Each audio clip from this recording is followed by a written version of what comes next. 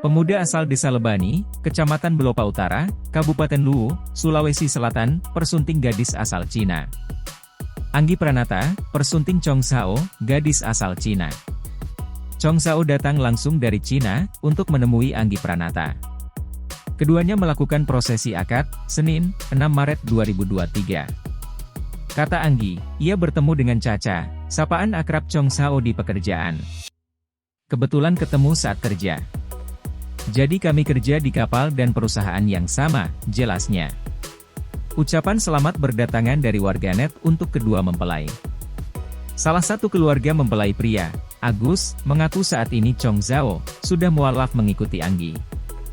Dirinya menambahkan, mahar pernikahan antara Agus dan Chong Zhao berupa 2 unit rumah dan emas. Chong Zhao tampil cantik dengan pakaian khas adat Luwu berwarna pink.